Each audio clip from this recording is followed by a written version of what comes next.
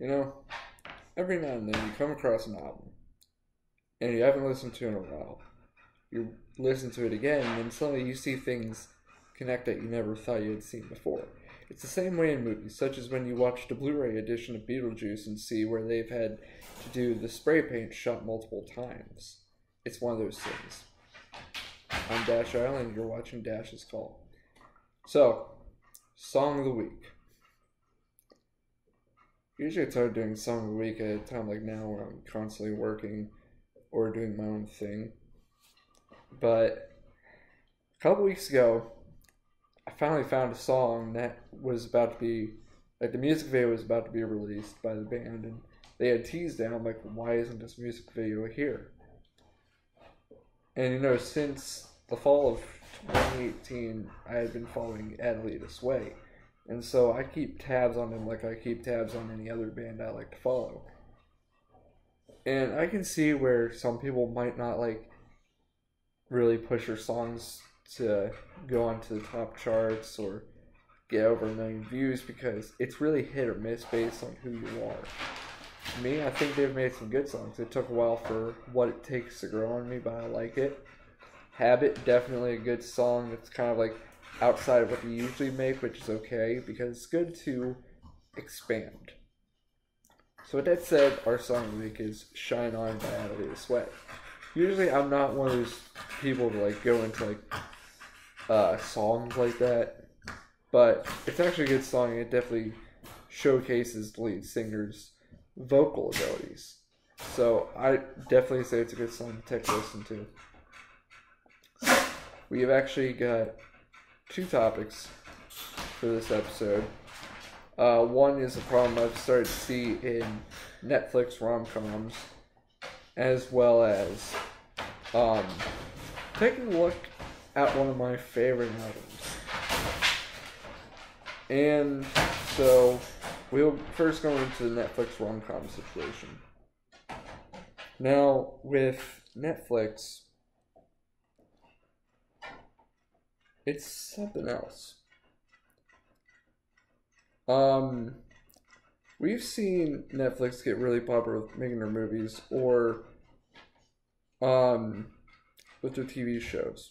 But really it's hit or miss a lot of times, and lately with their whole political agenda, it's really started to negatively affect them. But I think this is something less than political agenda because of course I have that forever agreement not to get political in here, so I won't get political in here. That being said, I want to point out 2 particular rom-coms on Netflix that I've watched, along with their sequels, that are really problematic. These 2 movies are To All the Boys I've Loved Before and The Kissing Booth. They're okay in their own rights. For To All the Boys, there's a lot of holes to it, but I'm going to look past that. Kissing Booth, pretty funny. People complain about using the same old tropes, but you know what? It's alright. But the real problem in these Netflix movies, aside from their formulaic tendencies, it's always their sequels. Because I really started to notice this pattern. In the To All the Boys sequel, the main character, she spends all the time being a jackass and makes her significant other look like an asshole. They make him out to be the bad guy, and then by the end of the movie, it turns out he's always been good. So basically, they have this tendency to treat one of the male protagonists like utter shit, only for him to be completely good. And it's always spawned by these characters. Because in the To All the Boys sequel, she's trying to find any reason to make her boyfriend look bad, to the point that his character is destroyed. And by the end of the movie, she still loves him. And really, I don't think that's any of his fault. I'm not going to side with either because, of course, they have their own things. But if we're going to be honest, I'm going to side with him because he basically has his whole character destroyed because his girlfriend is acting like an asshole. It's all on her, the reason why all the events in that movie transpire. She's the reason for all the conflict. She is the conflict. So really, she doesn't deserve to be with him because of what she's done the whole movie. And then you got the kissing booth too, which I can actually understand where Elle is coming from, because she never had a boyfriend. And it's her first one, and she got with one where she's in high school still, and he's about to go off to college. And it's only now revealed in the sequel that he has an adulterous past. Only then. In the first one, he was a player. In the second one, he's an ass. And so, that raises a problem. And there's really nothing to fear about if in the first movie he's saying that he loved her like no other. And so the entire movie, it tries to build it up as if he's cheating on her in a classic trope about college relationships and whatnot. But in the end, she could have just talked to him. Instead, she's the shady one. So what's up with the Netflix rom-coms where the main character has to act like a bitch? Like, I understand her fears, but come on, communication. Like, he was actually being a sensible guy. Like, he brought his female friend to his hometown to meet his girlfriend so they could be friends and bury the hatching insecurities, but instead, she wants to get petty. And it drives all the other characters to get petty. It's much more than that problem, but also because her best friend is salty that she might go to another college. What kind of friend? Hold on. Whiskey, calm down. What kind of friend gets angry for you, like, not going to the same school as you? I don't see it. Meanwhile, my fiance is antagonizing the dogs. Yeah, enough conversation on the rom-coms gone wrong. I've told you that I'm a big fan of Shinedown. I'm a big fan of music and looking at albums and constantly listening to them. Because I'll listen to whole albums and I'll love them, like, in different ways. So, I gotta say, I gotta start talking about Attention by Shinedown again. I know a lot of my friends are tired of hearing it, but you know what? I'm finally seeing the story that connects everything. It's a step-by-step process for each song. Why have I started listening to that album again? Well, I'm a Shinedown whore. And I can't get enough of it. Music is my drug. So, let me take you step by step through each track in the Attention album to know exactly the story that's going on. Track 1, you have the entrance. And of course, that's pretty self-explanatory, where it's basically introducing you to everything. You're entering a room, and you're sitting in a chair to listen to all that has to be said. So imagine that the main character is the listener. In this case, the listener is you, because that's how Shinedown planned everything out. And then you go into the devil, which introduces the villain of the story, the demon in your head. And in devil, it's explaining that the devil's in the next room, meaning it's in you, but no one really knows, so technically it's in the next room. It's right beside you. And it messes with you. And then we move into Black Soul, where it's talking about how people love to make themselves they victimize themselves when really they're being assholes, as explained in the lyrics. And you're making up this whole fuss being an asshole to people only to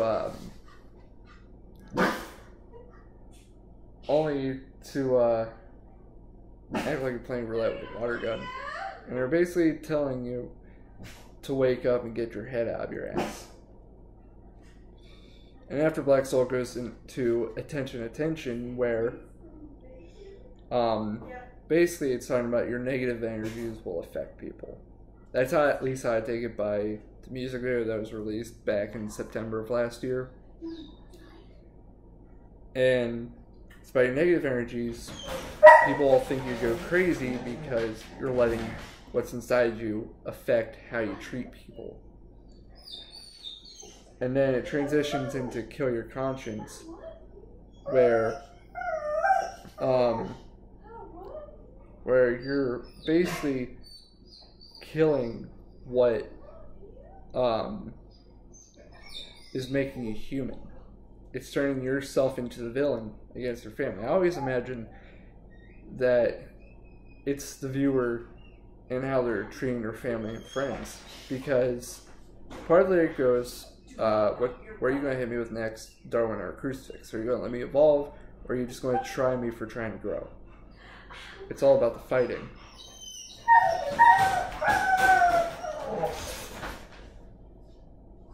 And then Kill Your Conscience directly transitions into Pyro, which I think that's largely against blaming the family for how you are in your genetics. Because one of the biggest lyrics of the chorus is set fire to the family tree. Basically meaning you're trying to tear everything off with your family and bring them down because of how you are. So then it gets to the midpoint of the album, one of my favorite songs, Monsters, where you've successfully taken away everything you love. You've done all of it. You've hurt everybody because the demons now control you. There are monsters in your head. You basically let every one of them get to you, and it's negatively affected your life. So then it starts a downward spiral into Dark Side. It's where you're now in the worst part of your life. You've hit rock bottom as a party, because now you're in a state of entropy. A whole degree of absolute disaster and randomness, because there's no longer an equilibrium. So basically, we're using a whole lot of terms of chemistry. And then it goes into Creatures, like where you're finally starting to make sense of where you're at rock bottom. For Creatures of Habit, you're starting to understand that we're only falling into the same thing over and over. Meanwhile, my dogs are still getting antagonized. Moving on from Creatures, we have Evolve. It's where the only way to get out of all the mess, all the entropy, all the habits that we're in, you need to grow. Because that's how it goes.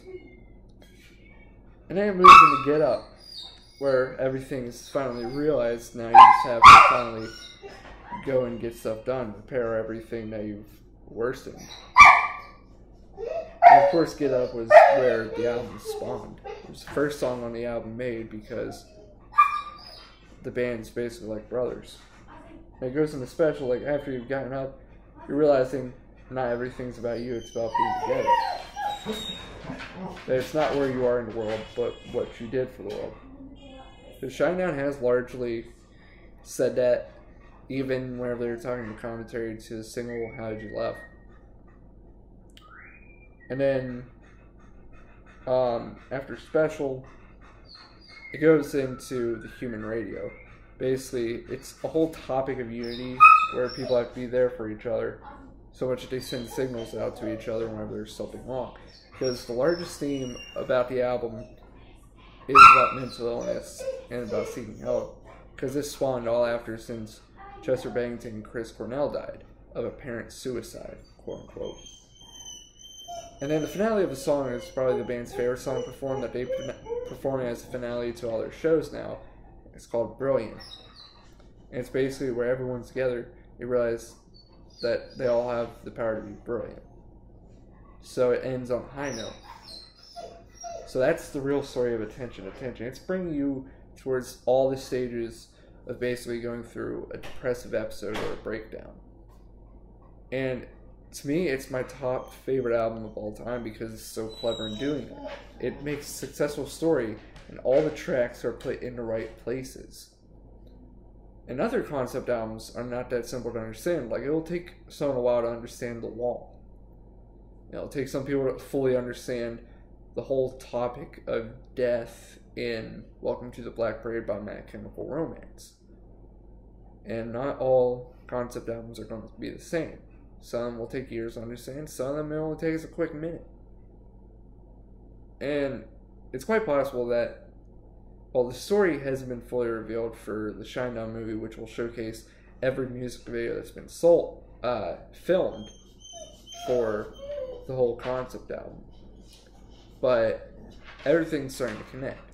Because you can largely see it whenever you look at Monsters, Get Up, and Human Radio, because there is one sole character that always seems to stick out in those three music videos, and it's the guy with the mustache. Like, basically a lanky Ron Jeremy. I don't know who it is. I think it's Bill Yukich, the director. But anyways, there's a connection there. And whenever the time comes for the movie to be released, we'll see how those characters play out. And the movie's not supposed to be released until December, which I hate waiting that long. We're supposed to be seeing new stuff from the acoustic duo of Smith and Myers next month. As for then, there's really nothing. The exciting thing is that there's some new albums getting ready to come out. Like, you've got new Smith and Myers acoustic works. You've got the new Seether album, Cephas Possum Parabellum, which it's heavy as hell. Like, I know I'm gonna like it because I've got a couple Seether CDs. I'm still working on collecting them, but the first couple of albums, that's due to their managers trying to get them to be mainstream and radio friendly, and they eventually made themselves hire a lot more heavier to where they wanted to produce and record their own stuff in home. So Isolate and Medicate to me is where it started off, because that's where stuff really started to get heavy and less radio rockish, if it makes sense. So Isolate and Medicate, it's got some heavy stuff like Nobody Praying for Me, Same Damn Life, Words as Weapons, even though Words as Weapons does seem a bit radio rockish. I'm not going to use the term butt rock because I think it's the most stupid term. I think it's used by people who don't understand that rock has different forms. And if someone wants to play music for radio rather than trying to stick to the same feel of rock all the time, I think feeling that way is a bit douchey. I gotta say that towards the channel Rock, because they don't seem to appreciate music enough. To me, if you want to make music for radio, you do that. Queen basically did that, and they went over so many different genres, and they're one of the most successful rock bands of all time. They're one of the most popular music groups of all history. Anyways, rock itself is a genre, and that genre has its own spectrum, because you got so many different elements to make up different types of rock, even though pop rock is not rock. Pop rock is a form of pop trying to steal elements from rock, just like pop country is not country, but rather pop trying to take elements from country. You can have southern rock, which blends forms of country, and then you got country that has different forms of folk and whatnot. It really all depends where it's at. Because pop is technically the genre that tries to steal from other genres, because it's trying to find a successful formula that can be used over and over and over. Back on topic, we're talking about Seether. The last song they made, which is Poison to Perish, that was some heavy stuff, like something that you might not expect. Like, you got Let You Down, Betray and Degrade. It's all heavy because it's one of their heaviest albums they ever made, because it was recorded in Sean Morgan's studio, where he did all that mastering work and whatnot. And now they've got Cephas Possum Parabellum, which is Latin for if you want peace, prepare for war. And it's dark and heavy. You can already tell by the album art and such. And they released Dangerous back in June. Holy hell, that was something else for Seether. And then you have Bruised and Blight, which is my favorite song so far off the album, because it really takes shots. Because at this point, they're not afraid to tell things like they are. They're not afraid to get down and dirty. So really, it's an album that I'm definitely excited for this year.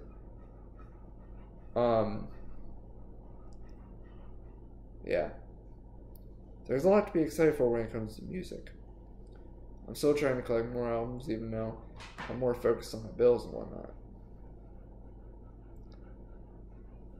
But that's about it for new stuff, the album analysis, and talking about the problem with Netflix movies.